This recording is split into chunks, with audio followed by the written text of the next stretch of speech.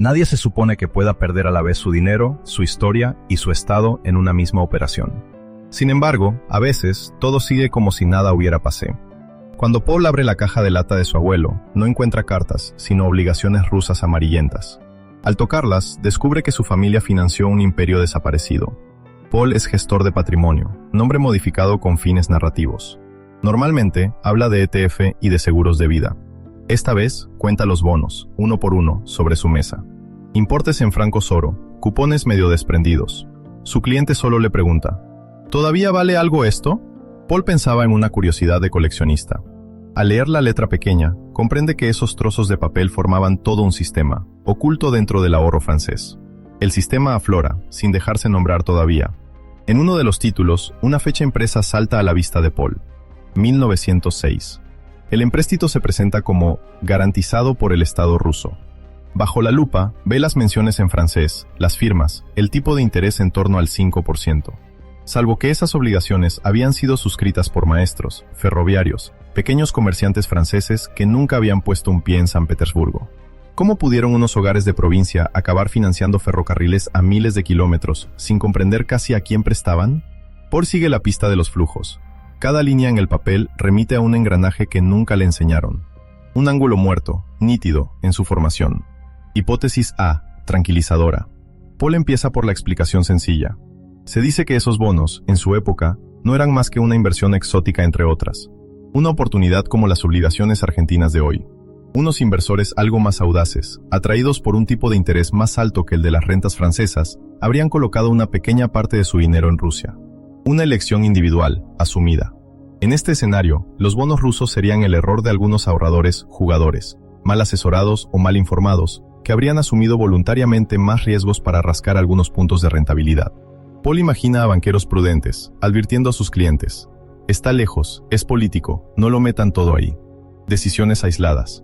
Consecuencias individuales, nada sistémico. Esta hipótesis se derrumba cuando Paul se topa con las cifras que muestran que hasta un 10 a 15% de las inversiones francesas en el extranjero estaban concentradas en valores rusos. La proporción ya no se parece a un simple gusto por el riesgo. Hipótesis B, compleja. Paul remonta entonces un peldaño. Lee los archivos de los grandes bancos de depósito, disecciona informes del Crédit Lyonnais, de la Société Générale, del Banco de París y de los Países Bajos. Se forja otra idea. Ya no se trata de individuos temerarios, sino de una ingeniería financiera sofisticada. Sindicatos bancarios habían estructurado las emisiones rusas como máquinas bien engrasadas. Obligaciones en francos oro, cupones fáciles de cobrar, pagos escalonados, publicidad cuidada en Le Figaro o Le Petit Journal. El Estado ruso, atrasado industrialmente, necesitaba capitales para sus ferrocarriles, su ejército, sus fábricas. Los bancos franceses habrían servido de puente, cobrando sus comisiones, repartiendo el riesgo entre miles de carteras. En la cabeza de Paul se dibuja un esquema. Arriba, el Tesoro Imperial en San Petersburgo. En medio, ministerios franceses que fomentan discretamente la exportación de capitales hacia el aliado ruso. Abajo, los pequeños ahorradores. Un sistema técnico, ciertamente masivo, pero guiado por la lógica económica. Francia tiene demasiado ahorro. Rusia carece de capitales. Los bancos optimizan y cobran. Luego Paul lee las correspondencias diplomáticas que mencionan explícitamente el uso de los empréstitos como instrumento de consolidación de la alianza militar franco-rusa, y su esquema se da la vuelta. No era la finanza la que servía a la alianza, era la alianza la que instrumentalizaba el ahorro. Hipótesis C, perturbadora. Paul llega a una idea más sombría. ¿Y si esos títulos, tan bien empaquetados, hubieran servido sobre todo para transferir, en silencio, el riesgo político ruso hacia los salones y las cocinas francesas, bajo la cobertura del patriotismo y de la respetabilidad burguesa? ¿Y si los pequeños ahorradores hubieran sido la contrapartida invisible de una diplomacia que no asumía sus apuestas geopolíticas en su propio presupuesto? El vuelco. A partir de ahí, Paul ya no mira los bonos como errores o azares. Se parecen a piezas de un dispositivo cuidadosamente mantenido. En cada obligación ya no ve solo un tipo de interés, sino una pregunta. ¿Quién sabía qué y cuándo? La pregunta queda en suspenso, sin respuesta inmediata. Paul debe comprender cómo pudo sostenerse este dispositivo, cuando todo indicaba que el imperio ruso reposaba sobre un suelo que se movía. Vuelve al principio, pero sin contar la historia como un manual. La sigue a través de lo que le ocurre al dinero. En Francia, después de la derrota contra Alemania y el pago de la indemnización colosal, el ahorro se recompone sorprendentemente rápido. En los libros del Crédit Lyonnais, Paul ve aparecer miles de pequeñas cuentas, carteras llenas de obligaciones. Se forma una burguesía rentista, funcionarios, viudas, notarios, gente que busca ingresos regulares. Los tipos de interés en Francia son bajos, las rentas del Estado ya no bastan. Los hogares quieren un buen 4%, un sólido 5%. Del otro lado, el Imperio ruso impulsa su industrialización pesada. Las cifras extraídas de los trabajos de Witt muestran un retraso enorme respecto a Europa occidental. Para ponerse al día, hacen falta raíles, locomotoras, fábricas, un ejército moderno. Todo eso cuesta caro. Demasiado caro para financiarlo únicamente con el impuesto interno. Entonces el imperio se vuelve hacia el extranjero. Paul ve aparecer a los ministerios franceses en el decorado, pero no como garantes, más bien como organizadores. En el Quai d'Orsay y en el Ministerio de Finanzas, funcionarios siguen de cerca los flujos de capital que parten hacia Rusia. Los archivos diplomáticos evocan la política de colocación de los capitales franceses. Se perfila la alianza militar, visitas oficiales, convenios, cruceros de flotas amigas. Entre bastidores, los empréstitos se convierten en un instrumento. Enviar dinero a Rusia es reforzar a un futuro aliado contra Alemania. El muro, Paul lo toca cuando se topa con los anuncios de la época. Grandes carteles, recuadros en la prensa nacional y regional promocionan los empréstitos rusos. Tipos atractivos, menciones tranquilizadoras, argumento de alianza. Un ahorrador que lee Le Temps y escucha a su banquero no ve una apuesta arriesgada sobre un régimen lejano. Ve casi una prolongación del Estado francés. Un gesto serio, legítimo, casi patriótico. Sin embargo, existen señales de alerta. Rusia conoce tensiones presupuestarias, dificultades tras la guerra ruso-japonesa. La revolución de 1905, las huelgas, la Duma, todo eso es ampliamente comentado. Los riesgos políticos no son invisibles, solo absorbidos en el discurso. Son trastornos pasajeros, una etapa hacia la modernización. Y las emisiones continúan. 1906, otro gran empréstito, destinado a reconstruir, estabilizar, tranquilizar. Paul busca la razón única que permitió que este sistema se sostuviera a pesar de todo.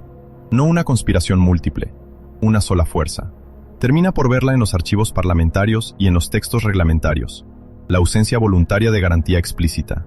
El Estado francés deja hacer. Nunca garantiza oficialmente los empréstitos rusos. No inscribe en ninguna parte que cubrirá las pérdidas. Al mismo tiempo, deja que se desarrollen las campañas de suscripción. Admite sin dificultad los títulos en la cotización oficial. Les abre las ventanillas bancarias, las redes de notarios, las cajas de ahorro. Los bancos cobran comisiones de colocación. Los intermediarios perciben sus honorarios. Rusia recibe sus capitales. Nadie firma un compromiso jurídico claro con los tenedores.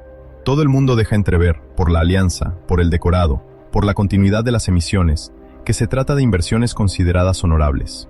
Ese vacío legal se convierte en el muro. Cuando más tarde llegue el impago soviético, será contra ese muro que vendrán a estrellarse los tenedores franceses.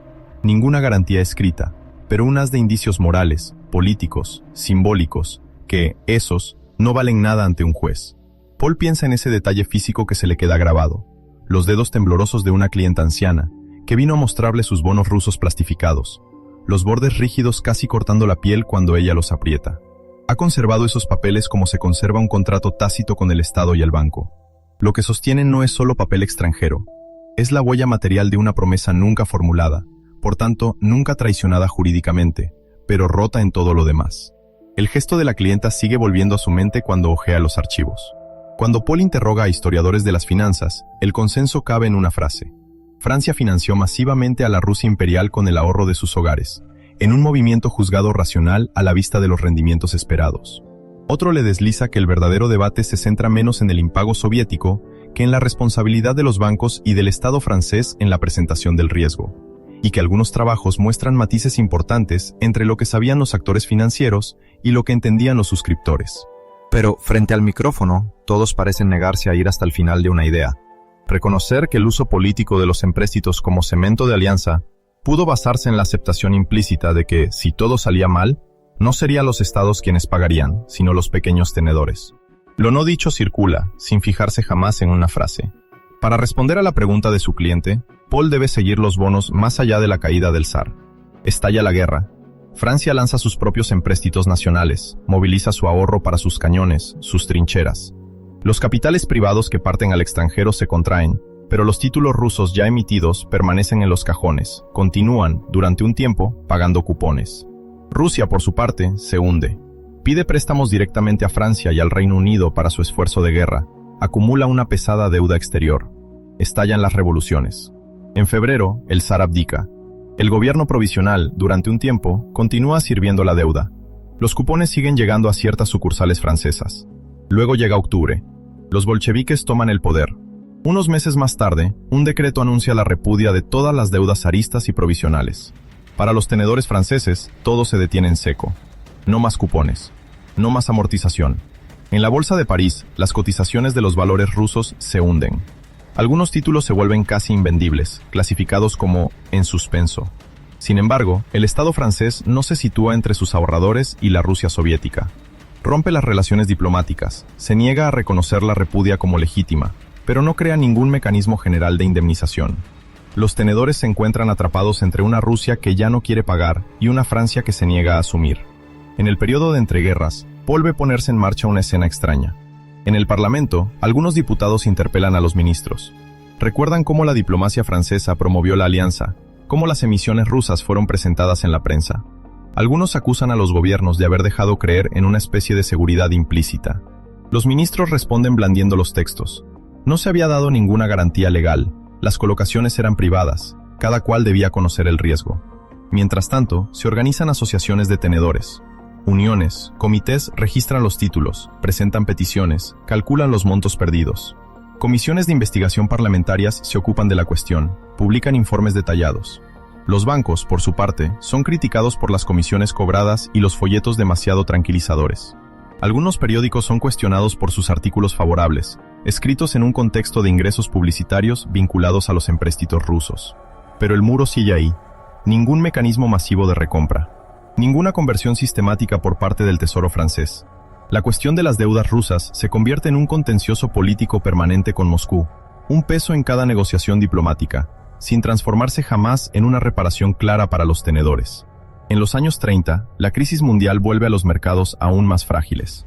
Paradójicamente, ciertos círculos franceses ven en la URSS un socio económico que no debe desdeñarse.